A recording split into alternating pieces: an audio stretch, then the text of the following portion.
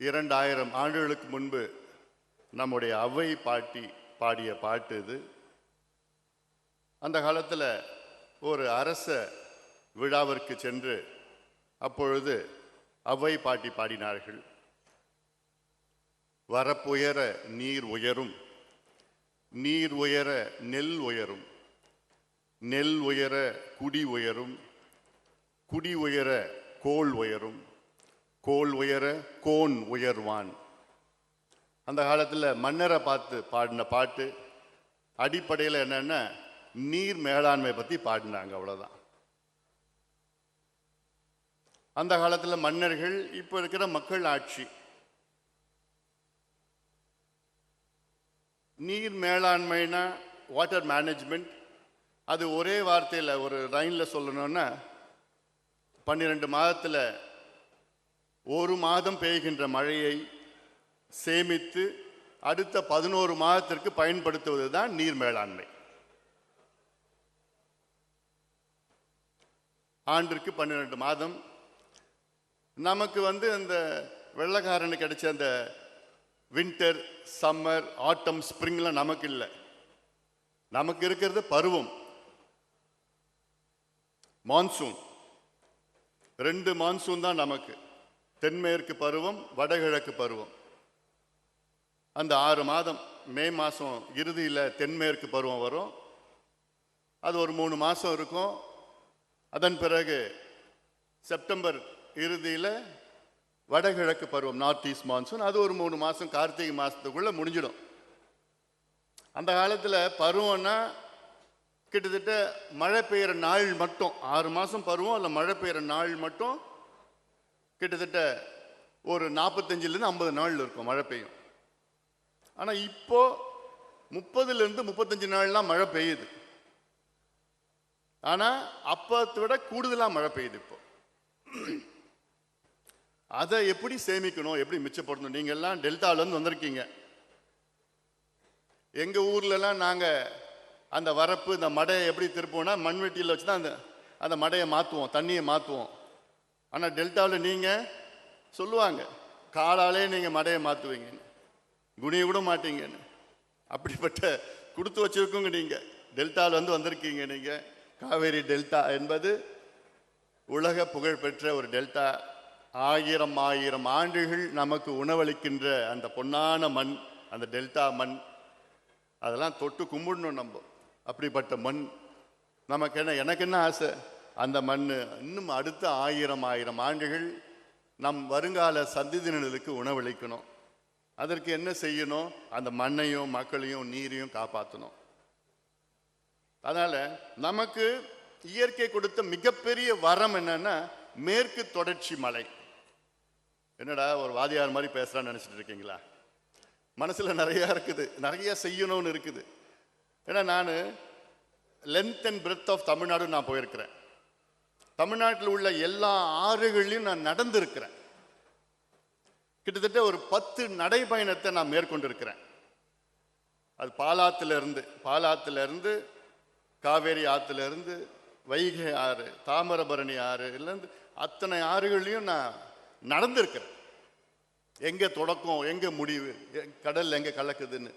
இந்த ஆறுகள் எல்லாமே நம்முடைய வெஸ்டர்ன் காட்ஸ்லேருந்து வருது, மேற்கு தொடர்ச்சி மலை. நமக்கு பெரிய வரம்னா தென்னிந்தியாவில் மேற்கு தொடர்ச்சி மலை இல்லை என்றால் நம்ம வாழ முடியாத ஒரு சூழல் வந்திருக்கும். We wouldn't have survived if not for the Western Ghats. ஏன்னா வெஸ்டர்ன் காட்ஸ் எங்கே இருந்து தெரியுமா?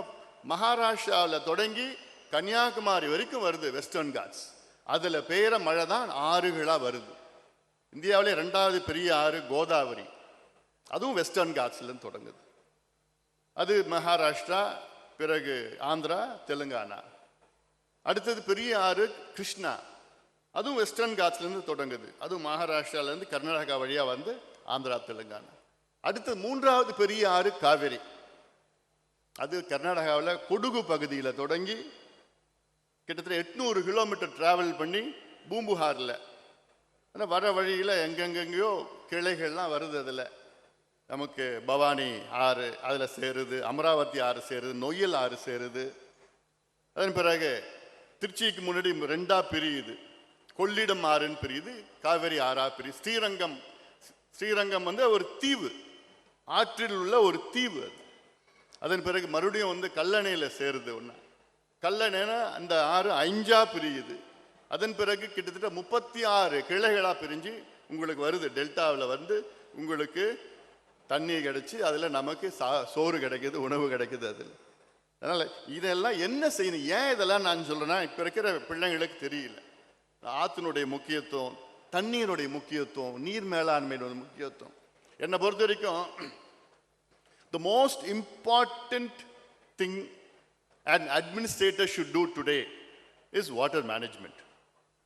என்னை பொறுத்த வரைக்கும் அது கல்வி, சுகாதாரம், தொழில் வளர்ச்சி எல்லாத்தோட முக்கியமும் நீர் மேலாண்மை தான். அதை மட்டும்தான் செய்ய மாட்டாங்க. அதான் பிரச்சனை எனக்கு. ஏன்னா நீருக்காக, தண்ணிக்காக 3வது உலக போர் வரும்னு சொல்லிட்டு இருக்கிறாங்க. நீர்னால எவ்வளோ நமக்குள்ள பிரச்சனைகள். இன்னைக்கு தமிழ்நாட்டில் நம்ம இருக்கிறோம், நம்ம சண்டை போட்டுட்டு இருக்கோம். கர்நாடகாவில் தண்ணி கேட்குறோம், கேரளா கூட சண்டை போடுறோம், ஆந்திரா கூட சண்டை போடுறோம். ஆனால் தமிழ்நாட்டில் நிறைய தண்ணி இருக்கு, தேவையான தண்ணி இருக்கு. அதை நம்ம பயன்படுத்துவது கிடையாது, சேமிப்பது கிடையாது. மன்னர்கள் ஆட்சியில் நமக்கு கிட்டத்தட்ட 42,000 ஏரிகளை விட்டாங்க மன்னர்கள் ஆட்சியில். இன்னைக்கு 15,000 ஏரிகள் காணும், 27,000 ஏரிகள் தான் இருக்கு. ஏரிகள்னா பெரிய பெரிய ஏரிகள்.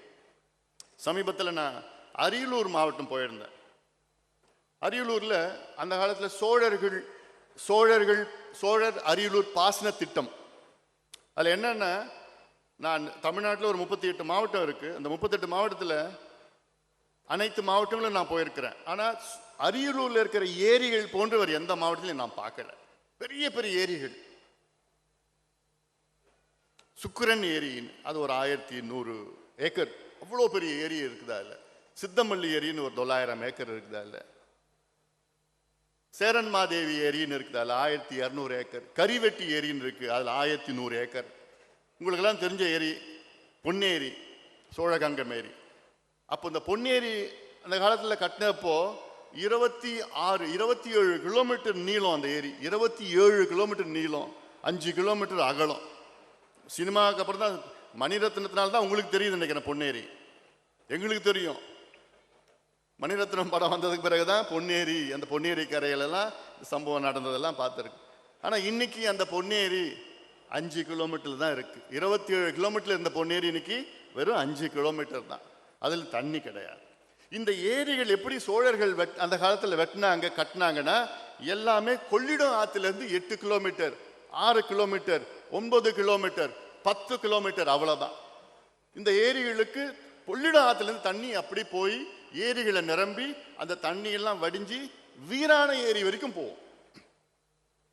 பியூட்டிஃபுல் சிஸ்டம் ஆஃப் இரிகேஷன் சோழர்கள் நமக்கு கொடுத்துட்டு போனாங்க, நமக்கு கிடைச்ச வரோம். ஆனால் இன்னைக்கு அதை தொலைச்சிட்டு நிற்கிறோம். இப்படி ஒவ்வொரு மாவட்டத்திலையும் ஒவ்வொரு ஊர்லேயும் நம்முடைய ஆறுகள் இயற்கை கொடுத்தது. நம்ம அந்த காலத்தில் வெட்டினாங்க, ஆறு புதுசாக உருவாக்குனாங்க, எவ்வளோ இருக்குது அதில்.